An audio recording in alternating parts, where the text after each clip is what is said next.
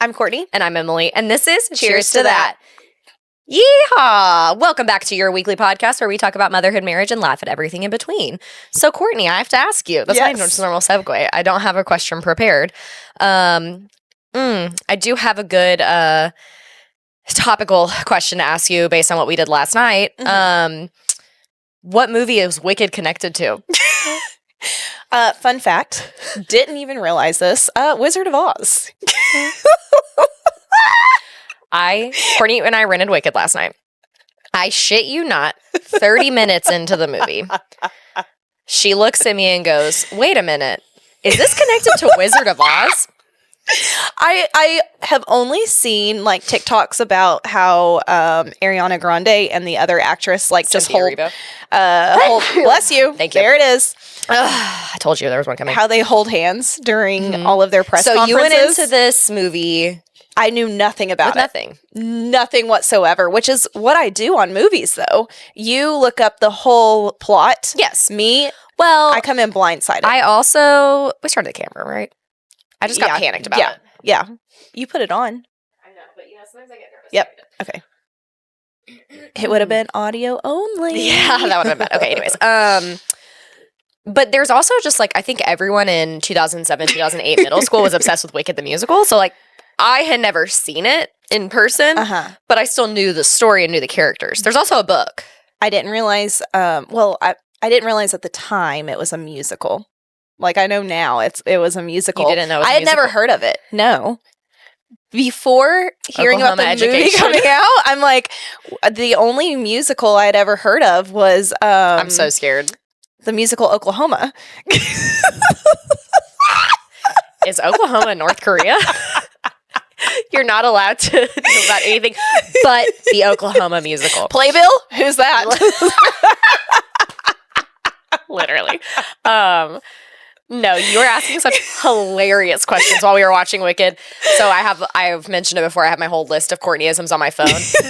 The list was popping off last night. I was like, Kortnie, you're making it too easy. Like, this is too much. You couldn't remember Jonathan Bailey's name. And he gave you the ick. Oh, okay. I was about to do we want to dive in? Let's just dive into it. Okay, Wicked recap. If you haven't watched Wicked, or you're like Kortnie and had lived under a rock, maybe spoilers ahead. Even though we were not paying attention to the movie. No, I need to rewatch it today because I only have it for 24 more hours. Can you watch it again once you rent it? Mm-hmm. Oh, I thought you could only rent it once. Watch it again, but you only have it for 48 hours. I should have just spent the $10 extra to. Yeah, I too will be purchasing it just for shits and gigs. Yeah. But go ahead. Okay, let's start with the Jonathan Bailey because I was really thrown off the Jonathan Bailey about him because in Bridgerton everyone was going crazy about him. Like, he's so hot. He's so this. Watch him in Wicked? No. I have to sneeze again. Your whole view on him will change. He prances around. He just dancing. He just dances and sings and it is a full musical. No, it's a full musical. There's no talking. I also want to point out that the song that you're referencing is called "Dancing Through Life." So that's why. So you're like annoyed that he's dancing so much, and the literal title of the song is "Dancing Through Life." Oh, I also wanted to mention the redhead guy that Ariana Grande is dating now. Ethan Slater. Oh, what? What is this? No, what is this life? It's not good. It's not good. I think I want to believe they're truly, truly, truly deeply, madly in love. They're not. She falls deeply, madly in love with anyone she dates. You're right. So they're not. You have been a woman hater the last 2 weeks. I'm not a woman hater. No, because I also I don't hate Ariana Grande. Ethan Slater, though, despise. He's not hot. No, he's just icky. And you left your wife who had just had a baby for a pop star. These are all bad things to do. However, I want to call attention back to the wrinkles of it all. These actors are supposed to be in college. This is Oz. Is that what it's called? No, it's called something else. University. Yeah. Shiz University. They're all in their late 30s, except Ariana Grande, who is 31. And she looks younger. She looks younger, but like Jonathan Bailey is 36, I believe. Cynthia Erivo, 38. Yeah. Why are we pretending you're in college? Your 15-year college reunion has already happened. What are we doing? And Ethan Slater especially, I'm like, buddy, get the tox. Yeah. You need some Botox up there if you're going to pretend. And Jonathan Bailey too. These wrinkly old men. Like, I'm sorry. Yeah. Respectfully, you should be driving like a red Mercedes, or sorry, red Corvette. Like entering your midlife crisis. Yeah. Maybe this is their midlife crisis. Yeah. The dancing. I agree. Jonathan Bailey's dancing was excessive. I will give you that. It was a lot, but I will say, a positive thing about Wicked was you had told me that they sang all of their songs live, and it was amazing. The vocals are truly beautiful, and also just the set. They did an amazing job on it. Casting, a little questionable. But not on the main those voices, gorgeous. No, it was, But I'm going to rewatch it. I know, I was going to say, you can't say anything about the plot. It was almost 3 hours, though. But it's That's wonderful. a long movie. And that's part 1. There's 2 parts? Not out. The next one doesn't come out till November. Oh, but it's coming out back to back, though, like that? Yes, but what? What planet do you orbit? Not this one. Maybe I'm just being served specifically Wicked things, but I'm like, I think you are. You get deep into like certain things, and you love theater. You appreciate it. You were a theater kid for a little bit, and I do think that you just have this deep appreciation for things that I don't. I told Addie that Defying Gravity, I was like, you need to listen. This is the most important song you're ever going to hear. And she was like, what? I'm like, stop talking. We're listening. Meanwhile, she's like, but what about Taylor What's Swift? happening? Where are we? Is she a princess? I'm like, yes. It's so hard for her. She was like watching this movie, and I can only imagine in a 5-year-old brain, it was really hard for her to digest all of these pieces, but we're also like, just watch it and enjoy it. We don't need a million questions. I'm also like trying to instill like deep, beautiful meaning into things. Is like that's the whole story of Wicked, right? Is that like Elphaba's green, so everyone treats her badly. Yeah. Galinda is pink and bubbly, and so everyone thinks she's nice, but she's actually like a narcissistic monster. And so Addie's like, I like her, she's beautiful. And then she's like, why is the green girl bad? And I'm like, but see, their personality. I'm like trying to make it it's a like teaching Confucius moment. And she's like, well, I like the pink girl's costumes more. I like the dress. Okay. No. Why are they friends? Why is she friends with her? I'm like, give it 2 years. I feel like at about age 7 they can start thinking less egocentric. Yeah. But right now, it's all about who has the prettiest dress, And I mean, like, at some base level, I'm always rooting for the prettiest person in the cartoon. Like, I think that's just the natural intrinsically we scope all do of that. Things, right? But alas, it was good. I do need to rewatch it though. Yes, I don't feel like I got the full effect. I can't give a rating yet. No, and honestly, because I can't even give anyone spoilers. Like, I have to rewatch, which is crazy. If you're unable to give a spoiler, that means you really. Kortnie's spoiler is that it is tied to Wizard of Oz. That was one of the funniest things. So I was like, why? What? Like, why did you want to watch it in the first place then? I had just heard all of this hype about it. Like, I just, it's one of those things. You know what? I wanted to be part of it, but then I realized, like, I never watched Barbie, and everyone went crazy over that. And so, you still haven't seen Barbie? No, but now I feel like is it too late to watch it? And so I needed, to like movies are go evergreen. Ahead and get. Yeah, that's true. That's true. But you should watch Barbie. It's really great. You would love it. Margot Robbie is a beautiful angel. Ryan Gosling is so funny. Yeah, Matt thought the guy from the original Scooby-Doo, the live-action Scooby-Doo. Yes, we had to talk about this. Freddie Prinze Jr. is who Matt thought was Ryan Gosling. He said, is that Ken? Nope, that's not Ken. Like, it's so lucky that you two found each other. We can stay lost in movies, but it's also like, thank you, like, God brought me to you so that I could tell you, like, I can supply the names of actors. Thank God. Thank God. I mean, that's all I'm contributing. There's little else that's going on other than useless knowledge in my brain. Yeah. I do want to alert the masses, though. What's that? I worked out twice last week. Yeah, your girl was up at the gym. In the gym, working on my fitness. Yep. She's my witness. I Fergalicious. was your witness. We were looking very Fergalicious at the gym. Yep. That's how everyone would describe it. Fergalicious. Ran into 2 of my former students. I doubt they will also sponsor the fergalicious of our day, but we joked that all we did work out, trust me, because we were sore. So we had our muscles to tell us that we actually did work out, but we just talked the entire time, which made it go by so fast. But we were joking that there was a man that was also working out, probably really working on his fitness, and we might have been disrupting his mood, his aura, his mojo. Yeah, because he was in there like doing these weird, which I'm sure it's like a manly thing, like he was holding the bar like at his hips and like just shrugging his shoulders. Yeah, yep. He was doing that a lot. He's working his shoulders, yeah. But I feel like there needs to be more dynamic movement. Maybe that's just my bias. But I was like, okay, loser. And then you and I are like doing bench press. I can't even bench the fucking bar. No, literally. We're shaking. I'm doing the bar and I'm pushing up and I get to like 4 or 5 and my arms are just shaking. I did go yesterday and there was a guy there that he was bench pressing and he missed putting it on the rack and it fell on him. Shit. Yes. He didn't have someone spotting him? No, he was just by himself. Reckless. I know. Thankfully, it wasn't that much weight. Like, weakling. Just kidding. But it was not really as much scary as Kortnie lifts because the bar, or as much as I lift dumbbells. What if I dropped the bar on myself? That would hurt. That's 45 pounds of just pure. That's why you should have a spot when metal. You're bench pressing. Yeah. Like squatting, meh, because you can bail out on the bar pretty easily, but. Benching, no, you're underneath it's scary. It is scary, but we already have our plan for this week on how we're going to work out again.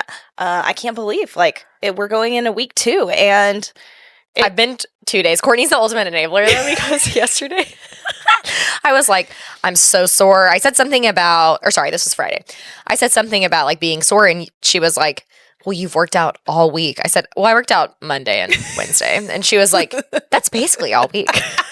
Like, yep, you're not wrong. I do think I'm going to need a hip replacement. My hips are not okay. Yeah. My hips don't lie.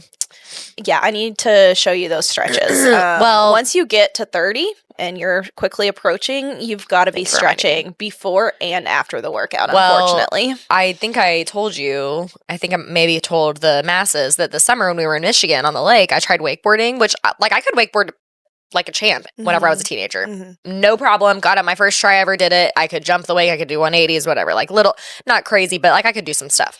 Couldn't get up on the lake in Michigan. Literally couldn't. Yeah. And at one point, I got so compressed and I was so angry and like making myself hang onto the rope. And I went underwater. And you know how when you're underwater, you can like hear your body like just crackling? I heard my one hip, go crunch. And it like, echoes too. It literally was like, and I was limping through the airport like a pirate peg leg the next day. Or whenever we went back home. And that hip has bothered me since then. And so should I seek medical attention? Perhaps. Maybe a chiropractor? Like, let's start there. Have you heard the issues with my tailbone? I'm letting this all ride. I feel like, though, what if we get you into this immaculate shape? You see the chiropractor. You are working out 2 times a week at the gym. And then this summer when you go back to Michigan. Hip replacement. No, you just go and show off all of your wakeboarding skills that you've been working on. I don't think there's a world where I'm going to get up on the wakeboard. And yes, I am physically inept. Like that was not peak physical Emily that was trying to wakeboard. However, the water there is 65 degrees. I was wearing a life jacket that was a large, so it was drowning me. Fielding was crying on the boat while Connor was holding. It was just chaos. All I hear are excuses. Yeah. I feel like you're going to go out there and you're going to do it. You're going to have the muscle. I really don't want to. I really hurt myself last summer. I hurt my hip and my wrist got burnt on the board because it was it pulled me so hard. Speaking of wrists, though, something that we noticed while we were working out are how weak our wrists are, like doing push-ups and also just doing all of these arm workouts. Yes. Why is my wrist hurting so badly during a workout? So bad. Like I can't, it's like it needs to pop almost, but it can't get. And I told you, I did cheer in high school. I tumbled. My wrists were pretty solid. Like I always stretched my wrist and was fine. And now I can barely squat a bar because my wrists feel like they're going to explode. I don't know. I think all people are hearing from this is that they better watch out. We're about I'm about to get super hot. We're about to be so, what's a word for buff? Because I don't want to be buff. Ripped, shredded. I'm going to be toned. shredded. I want to be sick. Shredded. We're going to look sick by the summer. Me too. I've never had a six-pack even at my lowest weight. Guess what? Guess who's going to have a six-pack? This summer. She's coming. No, I told Connor I wanted to be hot by 30. I was like, that's my goal. Hot by 30. That's a great goal. And I think it's achievable. Yeah, we've got this. We've got it. I will say that I did have an x-ray on my wrist in high school, and my bones are too far apart on both sides. It's just a genetic thing, so that my wrists dislocate all the time. That's what's wrong with your ankles, too? It's just what's wrong with my whole body. It just and your tailbone. No, it just really goes back to the hypothesis that I'm built wrong. Because someone was like, this distance between like side to side on your wrist is not the correct ratio. And so sometimes when I'm carrying things, my wrist just pops out of socket a little bit. What is wrong with you? It's not good. You're making me like hurt all over thinking about your bones just popping out of place as you're trying to do normal everyday things. I think my rib popped out of place a little bit the other day. I don't know. Yeah, I was bending over tying my shoe. I was putting Converse on, which is just like taxing. Yeah. I was putting Converse on like high tops, and I was like, ow. And I sat up and then I pressed on my rib cage and something popped. Okay. Well, yeah. You know, we're going to have to put you together with duct tape. It's going to look like your trash can that you have. Like literally, our trash can is being held together with blue duct tape right now, and it looks. And that's what's going to happen. And you know what? The trash can is me. I am the trash can. It's symbolic. And you're having to just keep wrapping it. Well, and Connor's wrapping it with tape. Like he wraps me with like a heating pad and just like Tylenol. He's trying to take care of you. It's like it's a lost cause. We're holding her together. We can't start over brand new. We've got to do this. No. I would need a full body transplant. Yeah. Maybe someone shred it though, that I don't have to do the work. Last recording you mentioned a lobotomy. This one you're mentioning a full body transplant. I think there's a lot going on. I think there's a lot of procedures in my future. I agree. What else is going on? Let's see. What is going on? How are you doing with your book? Very slowly. So I'm still on the Throne of Glass series. I'm into the second to last book. And Tower of Dawn. The first 100 pages were really hard for me to get into because it's setting a brand new scene. Oh, I was going to say, she's world building all over again. And with new characters. And it's really hard for me to like stay focused during that time. Now that I've passed the 100-page marker though, and I did this with one of the other books. Airfire. I'm glad you can remember which ones I struggle with and which ones I love. But with this one, it's the same thing. But now that I'm past the 100th page, I feel like it's going to go a lot faster. And you're going to end up, but truly, Tower of Dawn is one of my favorite books out of the series. I love the story. Yeah. And I love the world she builds in that like continent. I love the vibes. And you'll get more of that as you keep going. No, I'm excited. I just miss some of the other parts of the other books because this kind of starts over a little bit. And like the second book, or not the second book, the last book you just read, the book you finished before this, leaves you on a crazy cliffhanger. And that book is just like batshit crazy, like start to finish pretty much. Yeah, it was. And then now you've got like stop, go to a different area. I was almost tempted to just skip to the last book. A lot of people do, but you have to read this. I mean, I would miss so much. I can't do that. You would miss so much, and it's very vital to the plot. Yeah. I know it doesn't seem like it. I know. I assumed it was. It will be very important. But then at some point, I'm going to take a break and then read our book club book. Yes. Towards the end of the month. I'm about to start back my classes. About to start those back up on the 16th. You are. No, and that's so Thursday. I'm having a hard time trying to figure out. I'm like, I can't just read in the evenings like I've been doing. But yeah.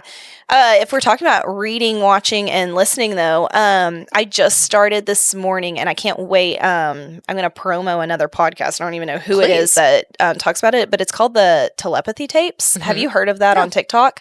Okay, you guys have to listen to it. You have to check it out. It's really cool. So it's talking about kids, mainly with autism, nonverbal kids, how they can actually like people that they're close to, they can read their minds. It is crazy. Fielding, we can read my mind. Maybe. I'm only 30 minutes into the first episode, and I can't wait to dig in. What? It's just so early to give such a big recommendation. No, but I'm glad it's good so far. So I like it because it is a science. She's a scientist. Yeah. Like she's something of a scientist herself. Yeah. Well, I just feel like maybe, with us, us being teachers, like hopefully that has some weight to it, because someone says they're a scientist on a podcast. I have no idea if she even has like a degree, but she says she's a scientist, and so I believe it. I mean, technically we're all scientists. Yeah, exactly. We're all hypothesizing our own minds. But she has a researcher on there and recordings from her. So it is scientifically based. Yeah. And she's going around the world finding these stories that people have written in. They're experiencing the same thing with their kids who cannot talk. So one of the examples, they went to Mexico. There is a girl. She is nonverbal, and her mom is like, no, we can communicate telepathically. And so they just did a little experiment where the researcher sent the mom, she started out with a number and then a word. So she sent the mom a number on her phone. The girl is across the room. Mom picks up the phone, looks at the number, puts her phone back down, and on the communication board that the girl has, she walks over, she has a big smile on her face, she puts the number in that the mom had just read. What the hell? And then she does it with the word too. It is crazy. So I'm shook. Yeah. I need to go on a Reddit deep dive and see if they're like talking about them like debunking this or something. Like if it's I feel like we need to just do a little. Because when did this come out? This was very recent, maybe like 2 months ago. I'm curious. So I mean, not that I don't believe it. You know, I'm just skeptical about everything. Yeah. But that's wild. Yeah. Fielding and I are at that level. Well, it's just wild to think that there could be people out there that like they are so neurodivergent that their brains, they see things so differently. So it's crazy. I mean, I think we're a little telepathic. Oh, for sure. I read your mind all the time. I know. The guys don't understand. Yeah. That's why we finish our sentences for each other. We don't even have to say anything. We just know. No. Try editing this podcast when you want to make a clip. There is not even a breath between words. Whenever I'm really trying hard to not talk at the exact minute your sentence, minute's crazy, exact millisecond that your sentence ends, because we usually are like, we went to lunch the other day at Uberito, and it was the four of us. So Matt, Connor, you, and I, and we left, and Matt was like, you guys just like went, you just kept talking. He said, I kept trying to like maybe say something, and y'all just kept talking. I didn't even feel like we talked that much. Me either. But then it begs the question. Lunch thinking I was being quiet. No, he said, you guys just didn't stop talking. But then it begs the question, if him and Connor are at lunch, when they say they talk, because Matt's like, oh, on car rides, like we'll talk or whatever. Yeah. And I'm like, but are you really? I don't think it's our level of talking. No, well, we talk so fast. But Connor, if you get Connor on the topic he's interested in, he will talk about it nonstop. Yeah. You want to talk to him about day trading and retirement funds? Oh my God. He will not stop. Yeah. It's just so funny to me, though, because I'm like, I really didn't feel like we were talking that much either. No, I felt like it was a quiet lunch. Me too. It was just us going, oh, to be a fly on the wall. Truly. How many people have we alienated because we talk so much so fast? They're like, actually, we don't want to be friends with you. Thank you for your time. Sorry if we've done that. Sorry. It's not intentional, I promise. We just talk. That hence why we started this podcast. This and yap. Yeah. Yeah. This and yap. And this is everything, our entire lives, and yap. Sorry, I'm getting you talking about your hip problems, and all of a sudden I'm getting a weird like tinge. Okay, I'm good. It was like the muscle in my hip was tightening up so much. Sympathy pains. That's no, literally. I'm telepathically giving you hip pain. It was my left hip. Which one is yours? My right. I had to even it out. I think, though, I can't remember which one crunched in the summer. Are you making fun of me because I held up my hand? No, I'm just laughing because I'm like, we got to hobble each other out. Like, you be the right, I be the left. No, like, if we were combined into one person, would be so powerful. We would still be devoid of, like, a really strong jawline. And we've mentioned that before. Like, that's a secret sauce we're missing. Yeah. And even if you combined us, like, we're still in, like, the medium jaw range. we would have everything else. We could cosmetically take care of that. I'm not worried about that. I'm not scared. I'll John Mulaney myself. I'll just gua sha myself 3 times a day. Oh God. Well, I haven't been watching anything. Yeah. Or I read like 100 pages of my other book the other day. I'm more than halfway through of my last book, and then I've got a novella. I told Connor I just need to take like a day and I will finish it. Yeah. And then I need to read the book club book because I'm in such a reading slump right now. And when I picked that book up, I even picked it up and put it in bed with you this morning before we FaceTimed. And I didn't pick it up because I was making my grocery order. I find any excuse not to read subconsciously right now. Yeah. So I know. I'm kind of in a lull right now for sure. Like I'm still reading every day, but I did get into the last book. It was like I would pick it up and read like 50 to 75 pages, which is a lot for me to read in one sitting. And now I'm like, I make it to page 10 and I'm dozing off. And so I'm ready to get out of my lull. I think book club book will help with that. Yes. Just change it up. Also, if you want to join book club, still, it's never too late to join book club. We'll share the link again. We're going to do that. So you have some planning already in the works. And so far, you were going to say, I'm so sorry I interrupted. No, you're fine. I think someone else joined, or I dreamt that, but I think we're at 20 people now. Oh my gosh, that's crazy. That's including us. That's crazy. So, yeah, never too late to join book club. We've got a little FB group if you want to join that. CTT book club. I think that's what I called it. Yeah. And we're meeting on the 31st. So our book is Night Bitch this month by Rachel Yoder. If you are interested in joining us on our journey, even if you can't come to book club and you just want to read along with us, please. Well, and we're going to be doing like a little mini episode. Yes, we'll do a little mini-sode recapping our book club. You know, because I know that this, like, we record and it's a big time like for people to listen. We appreciate that they would listen to us talk for over an hour. So in my mind, I'm like book club mini episode, like 20 minutes, like gorgeous. Short and sweet, reviewing everything that we read. And that way it still helps people feel connected that read it, you know, that aren't here. But it's not a big time like ask of people, I guess. But I think there's no chance that we're going to finish talking about something in 20 minutes. It's a big challenge for us. like let's aim for 30. We aim for 20 and we get to 30. Or we're aiming for 20, we're going to end at 45. Let's be BSFR, be so for real, as the kids would say. And people can't even put us on an extra speed. You know, whenever you can change how fast because we're already at 1.5. No, is how we naturally talk. And so no, for sure. Like there's no hope. I feel like what happened this week, I don't even know. We started school back though, so that always is like a whirlwind. Like yes, it was a whirlwind. I will say on Friday, Matt and I got to go out on a date, which was really exciting because it's been a while since we've done like something with just us two, and we kept it very low key. It was kind of funny because we were trying to find things to do. It was over by my dad's, and so I wasn't like super familiar with everything. And we looked at like mini golf. They didn't have anything over there. Anyways, we decided we just did like a really nice dinner, and then we went to a coffee shop, got coffees, and like just got to talk. Uninterrupted, and honestly it was so nice to get that time. Well, you don't realize how little you get that time. To just chitty chat. Just talk. And remember how to talk to your spouse again, like without being interrupted by a diaper or food or whatever that the kids need. And I don't know, I just like really enjoyed it. And then last night, I mean, I know we mentioned that we watched Wicked, but we also made some bomb-ass dinners. Yes. Oh yeah, I forgot about our dinners. Yeah, I'm in my cooking era as of like this year so far, which has only been 13 days. But 12 days, sorry. But that's like, I mentioned that on our first episode of the year, is like something I'm interested in doing is making like whole ingredient foods, making as much of my own stuff as possible. So I made homemade pasta for the first time yesterday. And it was so good. And it was so easy. It was not a big deal. I'm going to make more today. And I've got a pasta press. I'm going to make angel hair tonight, if you're interested.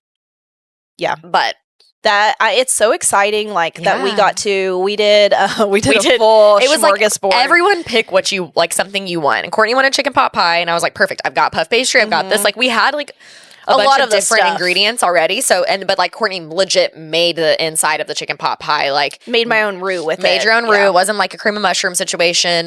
Which I mean, like I'll never turn down. But homemade chicken pot pie. No, it was freaking delicious.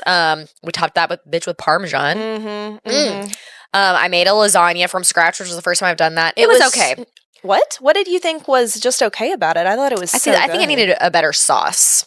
Oh, yeah. I just got plain tomato sauce. I think it needed like a more robust marinara chunky. And I underestimated how much meat it would take. So next time with lasagna, do you get more of just like I guess you can make your own like spaghetti sauce though with like crushed tomatoes. It's so easy. I tried making my own tomato sauce from like tomatoes on the vine a few weeks ago. Oh, no. It wasn't good. So it wasn't. It had no flavor. We've done it, but you're still using canned tomatoes, but it just speeds up the process so much, and you have a ton of flavor. Yes. It was the best spaghetti like I've ever had, having a homemade Really? sauce, but Okay. it was like part crushed tomatoes and part tomato sauce. But then you obviously put in like all of your like herbs and garlic. But it was so good. Yeah, I need to try that. But it was good. Yeah. But You see room for I improvement. think it could have been better. Well, and I didn't spread the ricotta out. Honestly, I didn't like the ricotta very much in it. Oh, I loved it. Really? Yeah, I think it needs needed that to make a texture. mixture. Like, I almost think this is kind of crazy. Mix the meat and the ricotta and make Yeah, that makes sense. a paste of sorts. Yeah. To spread her out. Kind of like whenever you do cannolis. Like, that's what that reminds me Not a cannoli, cannelloni. Cannelloni. Cannolis are the dessert. I do it every time. Dang it.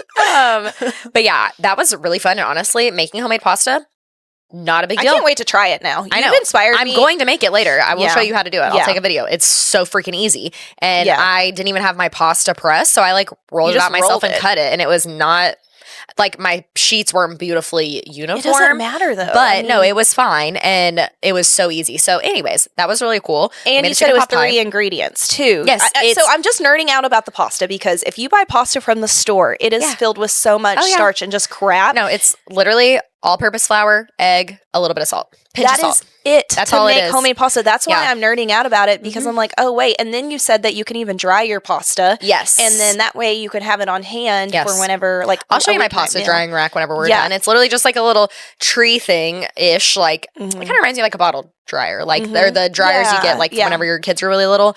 Yeah, and you just lay out your pasta and you can dry it and store it. Yeah. And then you have fresh homemade pasta. It's You can crazy. freeze it. Yeah. Like, you can do so many things with it. So we did that. You made stuffed mushrooms from scratch. They're so good. Um, and they were easy too. That's the thing we kept saying. It really is not that big of a deal if you just freaking do it. Just commit the time and do it. It's fine. And it was fun too. It was Yes, it was fun. so And we were fun. like a well-oiled machine in my It was kitchen. beautiful. Oh my god. The kitchen was like basically clean when we were done. Yes. Okay. Yes. Shout out to Matt and Connor for handling some of the dishes while we were cleaning, while we were cooking. But it was like not chaos. Yeah, like no. sometimes when you make all these meals, so we had chicken pot pie, lasagna, stuffed mushrooms, Brussels sprouts. So I got the Half Baked Harvest, like easy quick cookbook or something. It's like a shorter one. And that's where we had the chicken pot pie recipe. And then the Brussels sprouts were like, I actually bought more Brussels sprouts. I know you weren't crazy about them, but I loved them. Maybe I just didn't have enough. I got like a very small sample. I mean, I thought they were good. I think they doesn't were have to be really for good everybody side. either. It was side so dish. easy though. Yeah. Like I thought it was going to be a little more involved because they're technically like cacio e pepe Brussels sprouts, but really all it was just like adding salt, pepper, and Parmesan and some nuts. Like I put almonds in it and just like toasted them in the skillet. Oh my god, I loved it. We didn't have lemon zest though, so I'm gonna make the lemon zest would be really good on it too. I loved them. And then was that it? Yes, and then we invited Mary Elizabeth and Kevin, and then they brought like charcuterie and then a pie from Flying if you're Saucer. from the Houston area. House of Pies. I had never heard of it. Was Flying Saucer. It was fine. Okay, yeah. So I had never heard of that Yeah, before, yes. and I broke my no sugar streak. Well, besides the wine, but like I broke that for that pie, and honestly, it was a worth Dutch it. It apple was so pie, satisfying, and it was crazy good. it was so good. And so I Do you have more of that at your house? Yes, I'm coming home with you. Yes, that's fine. You can definitely have some of that. My husband and child are at your house, so I will be driving back with you. That's fine. So I can eat pie, and then I will leave. I love that. Because that pie. No, it was so good. So if you're around the Houston area, you should definitely check that out. There's also a place that Kevin was telling us about that I want to make like a day date for Matt and I, where it's over by my dad's, and it's a flight of coffees and a flight of pies, and you go there. My and, dream. Like you just get to sample, and I'm like, that sounds amazing. Sampling is my favorite. Yes, thing to same. Which do is in why life. we ended up making so many dishes. Literally. But that was great. It was fun. It was so wonderful. It was fulfilling. It was wholesome. It was everything. And then we drank a decent amount of wine, and I made Kortnie do a field sobriety test. Yeah, it was so fun. And then we were reenacting Reno 911, step, bump. And watching Kortnie do it was the highlight of my life. I had never seen Reno 911, so I had no idea what it was. See that clip all the time on No, I had never TikTok? seen the clip, but once y'all showed it to me, it was so freaking funny. Oh my god. I freaking, anytime that comes across my news feed or whatever, I'm going to watch it. Like, if you haven't seen what I'm talking about, it's the Reno 911 drunk driving clip. And it's a female cop. And she's like, got this like old country guy out of the car. And she's like trying to prove he's drunk, but he's like passing all the field sobriety stuff. So then she's like making him do a dance routine. It's peak comedy. And then at the end, what was it that he's like, she's like, okay, this is what we're going to do. Pot a beret and a kickball change. 5, 6. And then he like does it. And then he's like, you know what would be cool is if you did this and then a barrel roll and then a little like hitch kick.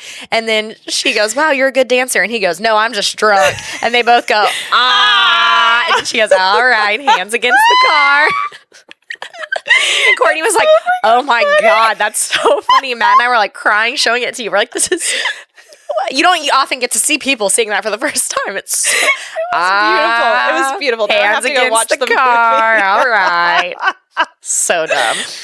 So yeah, I did that. I administered that field sobriety test to Kortnie and she failed. Yeah, it was great. I mean, I was at home. And then Tucker kept... you're at your house, but I'm like, I'm going to test you. Tucker was dying laughing because we were like holding him while we were doing step. We're like... And of course, anything to do with dancing, he is all about. Every time we finish doing it, he's going, more. Like, we've created a monster. Truly. This kid's going to know what a field sobriety test is. Hey, he's going to pass it.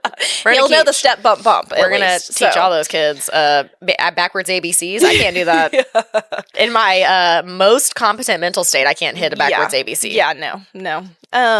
All right. Well, I think we have a good break before we go into our stories of the day for our sponsor segment of our sponsor that we have. So we've talked about this before, but it's Deeply Rooted Soap.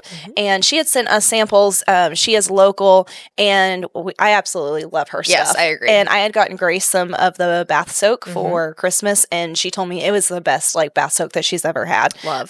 No lie. So, the Deeply Rooted Soap makes quality soaps, balms, and bath soaks. They're made completely all naturally from goat milk, from goats, just goats, just goats. So it's goats making your soap. I'm just imagining a workshop of goat hooves, just patting together. And they're doing step, bump, in between their goats soap making. This is why we try to do serious sponsorships because it is serious, but it's so funny. Okay. So her Instagram is Deeply Rooted Handmade. I would suggest you go and follow her on there because she has a link to her Etsy shop directly on there. And her code for us is Cheers to That 10, which gets you 10% off of anything on her website. So I definitely think it makes great little gifts. Yes. Yes. I mean, nothing beats a homemade gift that you don't have to make. So retweet. Say less. I could not agree more. Yeah. Thank you, Deeply Rooted Handmade. We love to see thank you for your support. Us. Yes. Okay, so we are going to dive into our stories, which no one contributed to naming them. Oh yeah, what the hell? We need some creative minds around here. I'm tired of being the creative genius.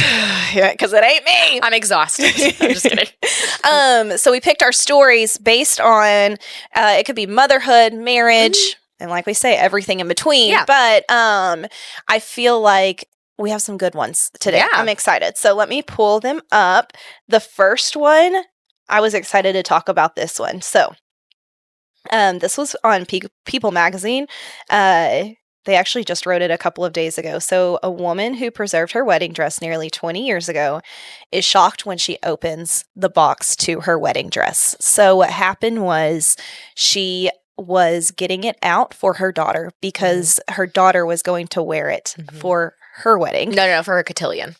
What is that? It's like a debutante ball type thing, like teenagers. It's like a fancy party thing. Okay. But yeah. But the mom had stored this, 20 years ago. And she said like her wedding dress had so many memories, obviously her wedding, but it was the last time like, I think her dad had passed away. Her dad was alive when she wore it. Yeah. Yes. A lot of special memories. She opens up this box and it is not her wedding dress.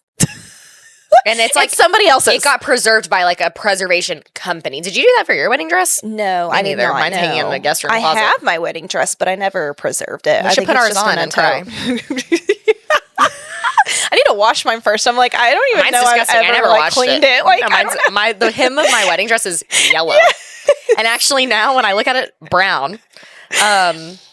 Yeah, I've got about a year of working out ahead of me before I'll even think about trying to put my wedding dress on. But with the company she used to preserve her wedding dress, they were a small company and they're out of business now.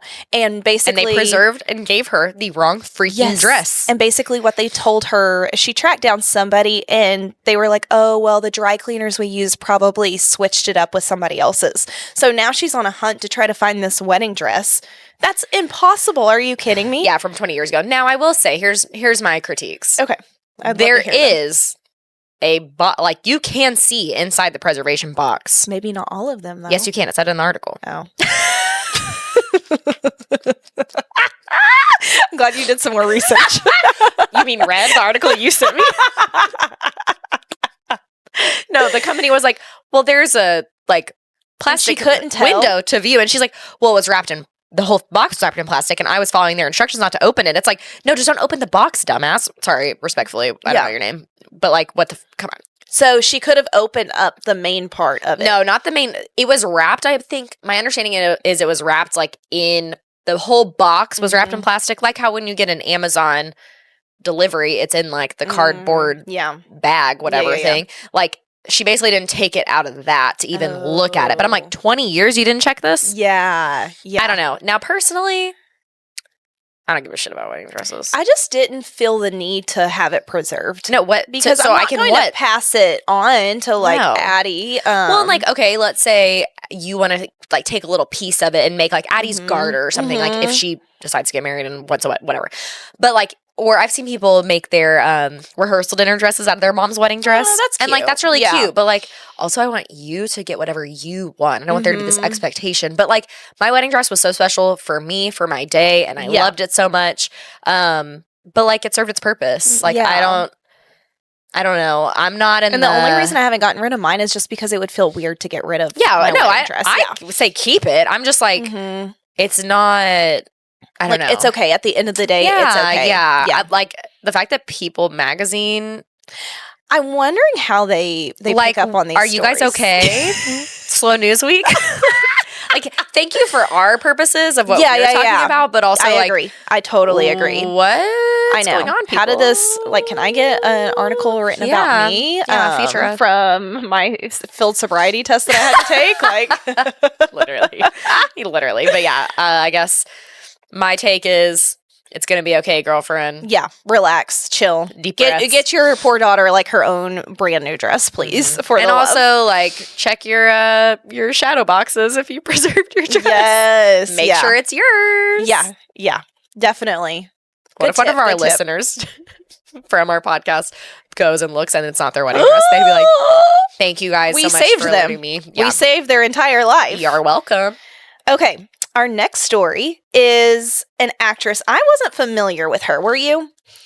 She's a reality star. Yes. Okay. I guess actress would be a loose term for her. She was on a reality show. But she talked openly about how motherhood poured fuel on the fire of her alcohol struggles. Now, let me preface this by saying she had alcohol struggles before she had kids. But what I thought was interesting, because we talk a lot about alcohol and kind of how we go back and forth on our feelings about it. And like, I think if you can handle it, then like, that's fine. It's it's a non-issue. But the problem was she wasn't handling it. Right. And then when she had her kids, I thought this was interesting because I definitely think it is a societal like push for alcohol that said, she used to have her first drink during the girls' bath time and she'd be excited to get them down for the night so she could have another, which like, I get it. We've all been there. That was her reward for herself. And so in some ways, her drinking got worse when she became a mom because suddenly she could justify it. Society told her she had earned it. And I thought that was really interesting. That line stuck with me too. Society tells you you have earned this glass of wine or this drink or this whatever because you've had a hard day raising kids. Yes. And I definitely think that like based on things we've talked about, like I feel that way. Like I think that's, I mean, think about how many like memes you've seen of like mommy juice or you know what I mean? Like that kind of stuff. And so I think if you are someone that struggles with alcohol, having kids is like adding a stressor, which is going to make you seek a de-stress, which is typically going to be alcohol. But keep going, sorry. No, you're fine. That line really stuck with me, me too, because it's a reward system. She said she was already struggling, and the intensity of motherhood poured fuel on that fire.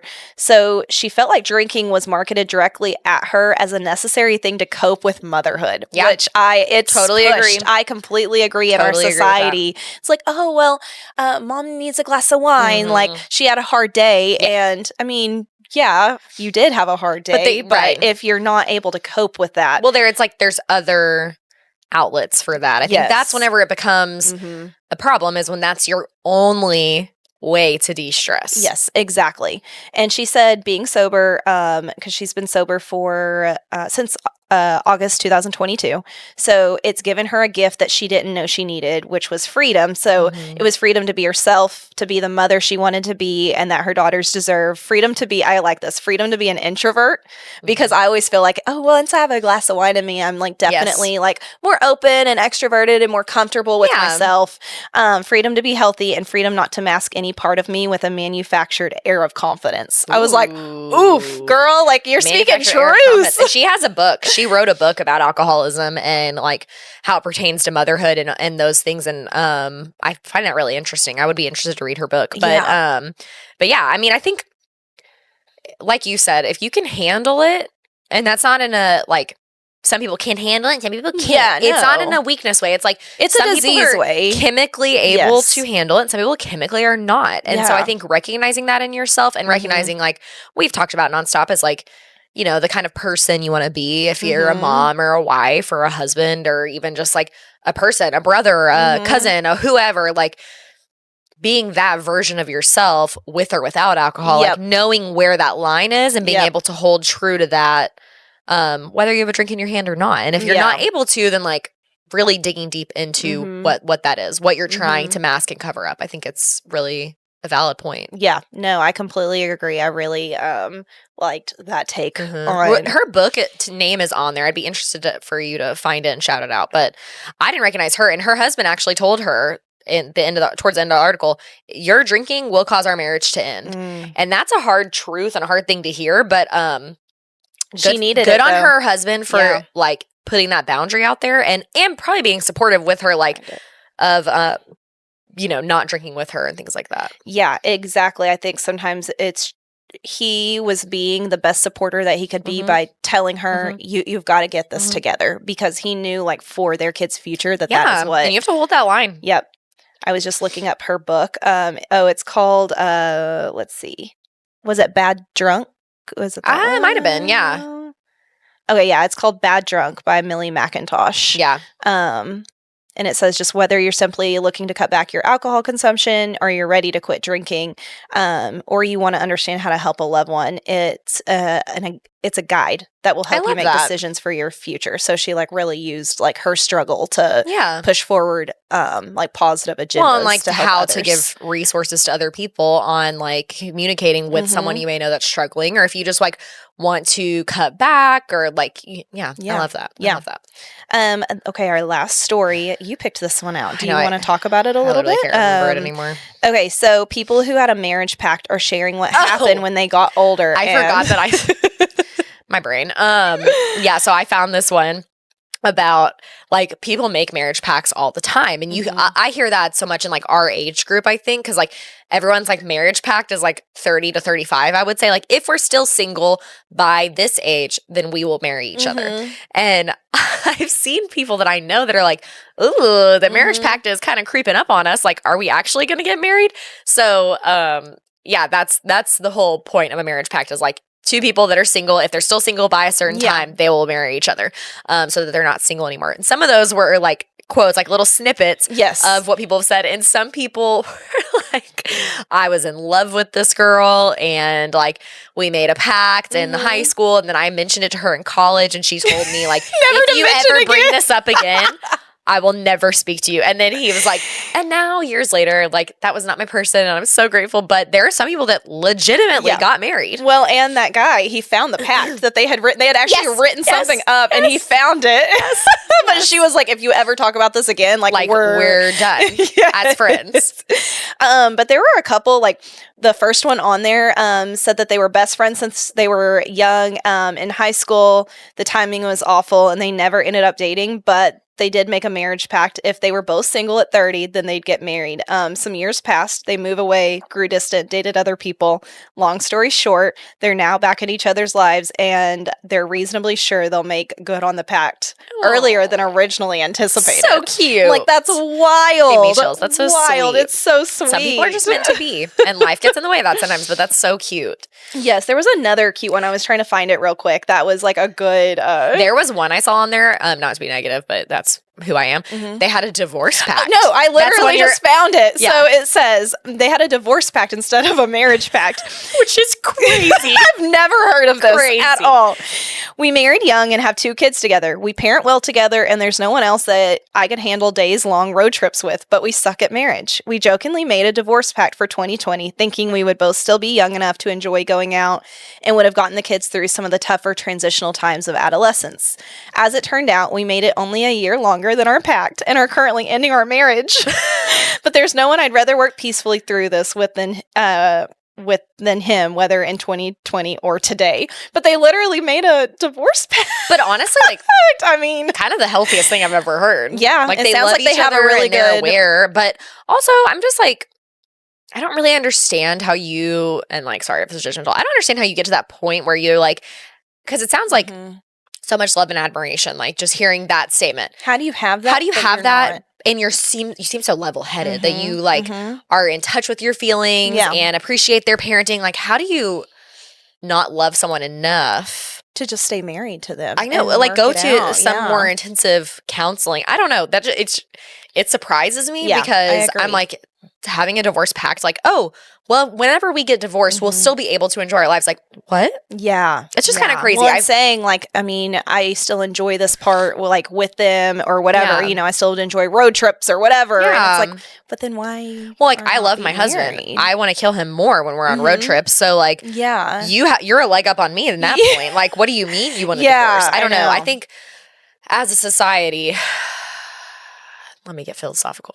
We've all gotten so used to being able to throw away relationships, especially marriages. And I think it's like really these people, and I don't know their situation, there could be more factors, but like these people seem like they're emotionally intelligent human beings that care for each other. And I'm like, come on. If you care for each other. Fight for it. Yeah, I know that obviously there are multiple reasons to get divorced, but like if you care for each other on that deep level, then where's the missing piece where like you're not fighting together for your marriage? Well, and you have like 2 kids together. Like how I don't know.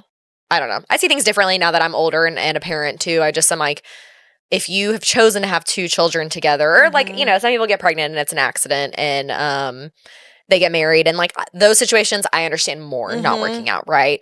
But if you like plan and choose to have 2 children together, I'm like, well, and you really love that person still. Like you're like, learn how to make it work for yourself and for your children because you're putting a lot on your kids by calling it quits like that. I don't know. It's just making a divorce pact. Like, in 2 years, we'll like quit, whatever. Yeah, we'll call it quits. It's pretty extreme for sure. It is. But it's also extreme to make a marriage pact and to say like later in life we're gonna get back together. I think it's more crazy to uphold the marriage pact. No, that's wild. Like, no, we're getting married. I said we were getting married. You signed a paper. Yes. Honestly, the fact that no one's like been in the news about suing someone over a marriage pact that I know of, literally, kind of wild. Literally. Oh, this one. Okay, this one was really sweet. This is the last one I'll read from it. So my boyfriend and I had a marriage pact in middle school. In 7th grade, we agreed we'd be friends no matter what happened in high school or after. We dated through 8th grade and the beginning of freshman year, but broke up and didn't talk for 3 years. We started talking, and then after about 4 months, we started dating again. We're 2 years into the relationship, have a 7-month-old daughter, and we're working on getting a place together. Isn't that so sweet? Like, talk about like little middle school sweethearts that like just knew like ebb and flow. Like it didn't work out at first, but now it's going they to. came back together. Sweet. Yeah. No, that was a fun one to I know, I thought that one was cute. It's BuzzFeed, so like take it with a grain of salt because BuzzFeed's not my most favorite news source all the time. Sometimes they post things that I'm like, why are you doing this? But I thought that was a really cute article and getting those excerpts. Yeah. You and Matt are high school sweethearts. Did you guys have a marriage pact?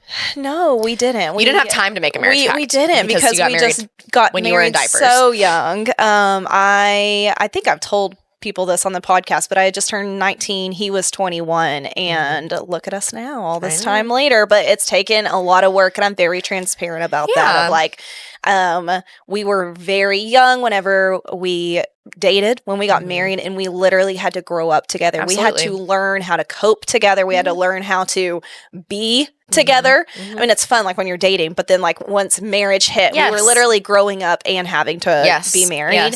And so I feel like I'm pretty transparent on like it's great now. I have like this best friend that like I can always count on. I did mention this morning, I was like telling him something. I was like, I'm being open with you because you're like, I'm married to you and you're one of my best friends. He goes, yeah, but Emily ranks up there first before me, right? I was like, yeah.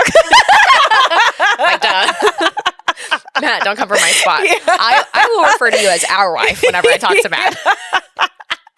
He's like competing. He used to also compete with my dog Snowball and like, where am I at on the list? R.I.P. Snowball. I killed one of them off. Watch out, Matt. Just kidding. Snowball died of natural causes. Don't you dare talk about Snowball. Snowball off for your affection would be crazy. Would be crazy. I've seen worse.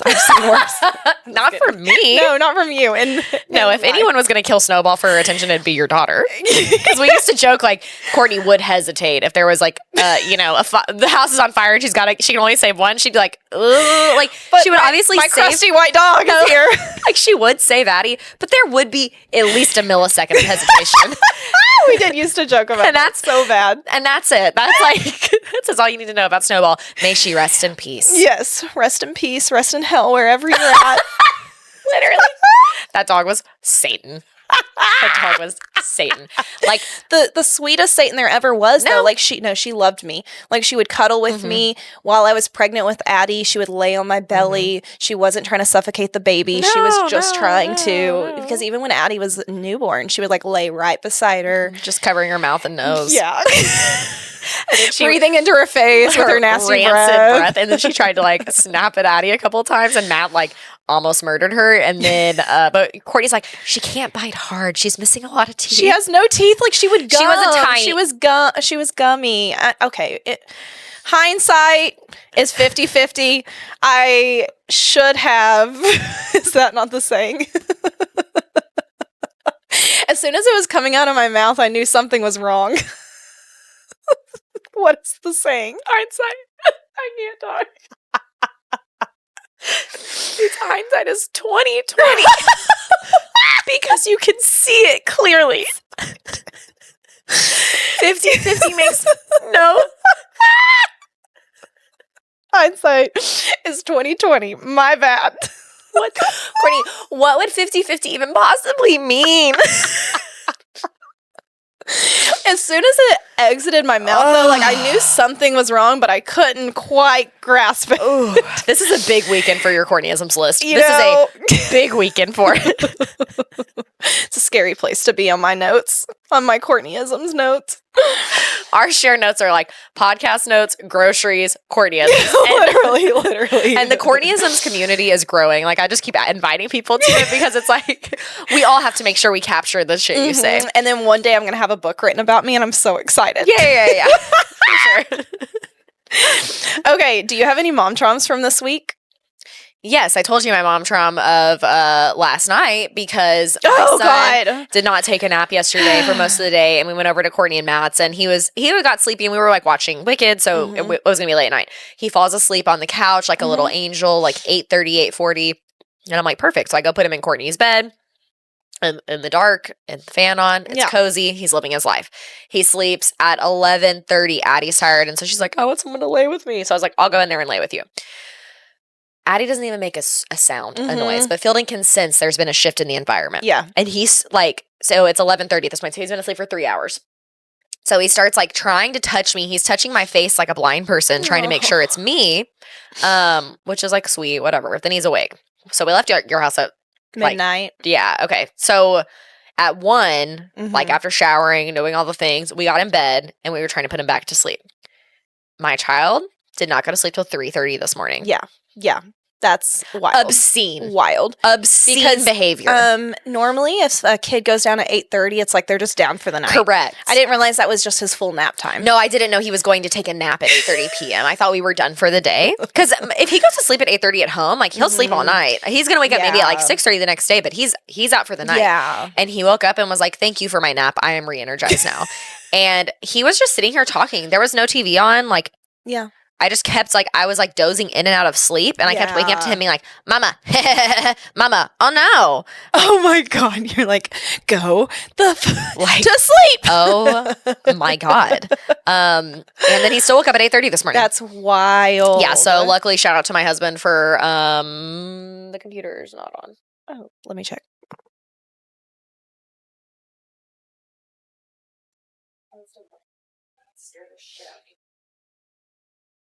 The computers never went blank like that. That's so weird.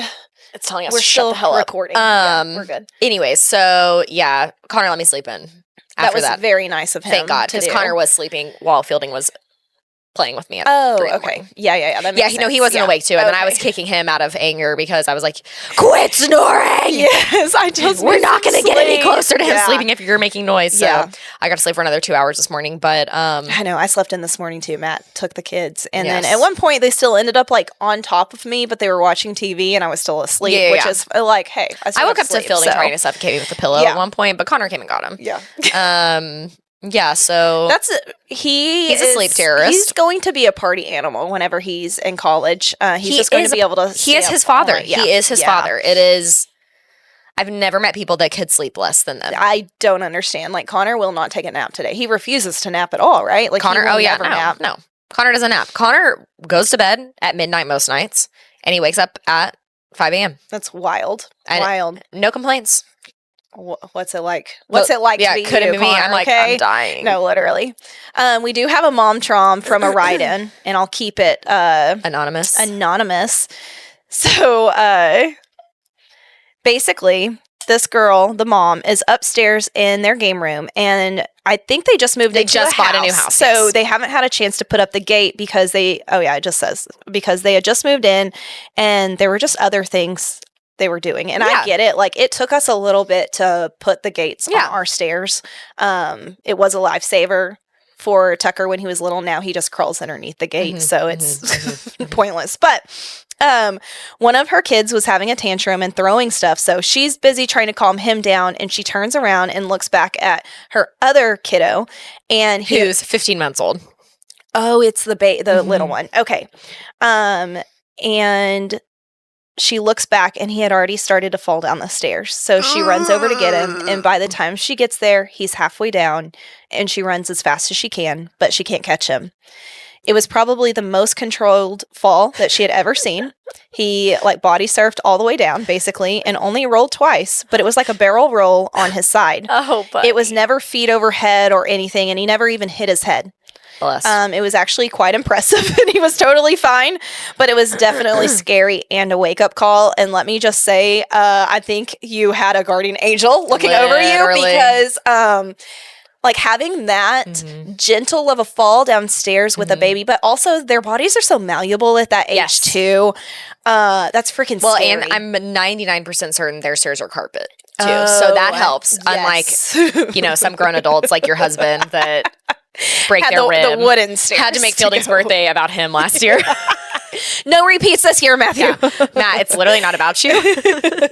That's so scary. But yeah, that is so terrifying. Well, and honestly, I know she's probably like, if I would have only had the gate up, but like I said, they just crawl underneath those gates. They're serial killers. I don't know what, the ones that worked best for ours were the pool with the flexible fabric, and even if you lock it's like a mesh.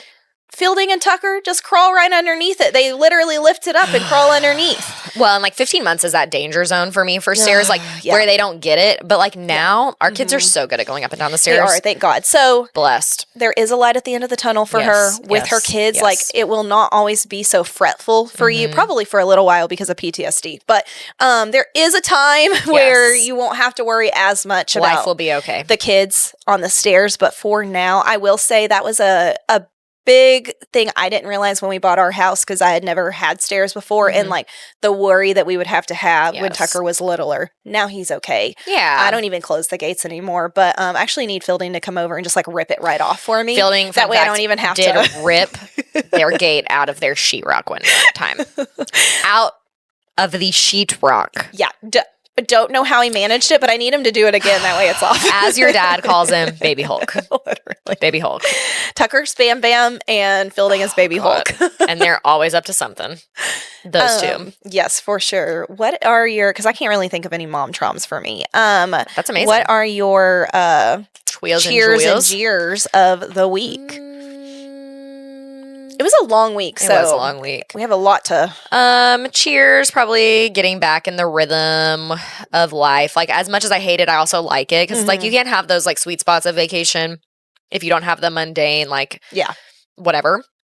And I do like my job a little bit, and like Fielding going back to school, it was nice to have like some time. Yeah. Going to the gym was actually so fun, and last night you gave me such a beautiful compliment. Or Friday, you said I was a delight. Oh, it was so much fun. Kortnie said, you were a delight. And anytime anyone tells me that, my cup is filled. Because I'm always worried that I am the Eeyore of the No, I think life. We joke about like the one time we ran together and I was like, yeah, never and again. That will never happen again. But working out, it was so lifting fun. Weights. No, like I can't wait to do it again. I looked forward to it the next day. It was so fun. Yeah. So yeah, working out together was super fun. I'm glad we got to do that. And I'm glad we're like establishing some sort of routine with it. And yeah, my jeers are that I woke up and I feel like my sinus infection is back. You're kidding me. Yeah, it's just like you've been struggling with it for 2 weeks. I know, now? three. Oh my God! Yeah, so I'm just nasally and angry. Yeah, and mucusy. Yeah, and that's that on that. And my eardrums feel sunken in. Oh my God! Hip problems, ear problems, just full body problems. What are your cheers and jeers? I would definitely say cheers was getting to go to the gym like with somebody because I've been going. It's in our neighborhood gym, and I love it because I can walk there. We did ride the golf cart there the other day, and it was so fun. But so chilly. Yeah, it was actually really cold when we did that. But just having a partner to work out with is like makes it go by so much faster. And yeah, I really enjoyed that. My jeers would be that I still need a meal plan for the week. And something I dread every single week is making my grocery list and having to like figure out what we need, placing the order, and then one of us go gets the order. I do have a text thread with my sister and Grace, and they usually like will send their recipes, whatever they're doing in the week. And so I'm just going to steal whatever they're doing because I don't want to think about it at all. It's tough. That is a hard part. I feel like I went to the grocery store like 5 times this week. Yeah. I feel like I'm dropping some cash on groceries right now because I'm trying to be such a homemade girl. Yes. My thought is I'm spending more at the grocery store, but it's keeping us from eating out as much. And like I'm still doing my low spend. But like with the pasta, I want to look at the KitchenAid attachment and see. I want to price it out, and I'm not even going to count that as a low spend thing because I'm doing it for like to be able to cook more at home and provide these meals that I'm wanting to provide. And it's a one-time purchase of something that's going to last, right? Like the pasta attachment on a KitchenAid mixer, theoretically, you should never have to buy another one. It's not like a pair of shoes that are not going to be cool in 6 months. Yep. It's like something for your whole family. Yeah. And I feel like at most it's $60. Yeah. It might not even be that expensive. KitchenAid attachments are pretty expensive. They are, but like I have the cheese one. And that was dope. And I use that thing all the time. So I think about how much I use that. And so I'm just, I'm excited. I'm like, even if I'm spending more at the grocery store, I'm excited because that means that I'm cooking more. 100%. And, providing like more food for my family. Nutritious, delicious. Yeah, things that they're still going to complain about. Not them. Oh, mainly my how 5-year-old. I was doing our friend Randy's hair the other day, and her kids were with us, and Addie and Tucker came over, and obviously Fielding lives here, and Joey, Randy's daughter, was like, I want muffins, and I was out, so I was like, I'll make muffins real quick. I had like all the stuff. Muffins are easy, right? I have chocolate chips. I can make chocolate chip muffins. No problem. I made them. Everyone was raving about my muffins. They were very good. And the kids are like eating the crap out of them. I tried to give one to Fielding. Bleh. No. Bleh. I'm like, literally. He's like, there's not preservatives in here. What am I supposed to do? I need little bites. I need them to come in a package. Yeah. So, I need to know where they came from. Okay, Mom? Summary, I'm making big strides, and my son is not. Hey, he'll get there one day. I don't know. I don't know that he will. His dad survives on Pop-Tarts and sour cream and onion chips as well. So I think this is just my lot in life. Yeah. I love it. Whatever. It's fine. You can cook for you, I pretty much for yourself. I pretty much do. And all the other kids you have at the house. Yes. So. Well, I like cooking for you because we're not picky. Yeah. I mean, I'll eat anything. And I always think if it's a homemade meal, it's delicious. If it's a homemade meal, I'll eat leftovers. Yes. I like more gourmet cooking. Like that's what makes me feel not even gourmet, but I mean, kind of. Sometimes it depends on the day. But I like more kind of difficult recipes. Like I think it's fun to try to master them. Yeah. I'm getting there. I feel like my husband hates everything. I feel like I've always cooked to just fuel my body, and I want to start to cook to enjoy it and like cooking. To enjoy what I'm feeding myself. And not that I don't enjoy like my basic bland foods, but. I do not enjoy basic bland foods. They make me very sad. Eating is like part of my life experience. No, I totally it's a very high priority for me. Yeah. We joke that Matt and I are the same. We would spend so much money on food if Matt and I were married. You and Connor? Yeah, we would just bare necessities. Grilled chicken. And rice, grilled chicken, rice, and a veggie. And Connor wouldn't eat the vegetable. Yeah. Or the rice, probably. Exactly. Yeah. So anyways, that's that. Let's go get the kids. That. Yeah. Let's enjoy the rest of our Sunday. I'm so excited. Thanks for turn down for what? Listening and watching. We appreciate it, guys. Don't forget to rate, review, subscribe. All the things, please. It helps us out. YouTube, Spotify, Apple. Yep. TikTok, Instagram. All of it. Thanks. All right. Love you, mean it. Bye. Bye, guys. Cheers. Mwah.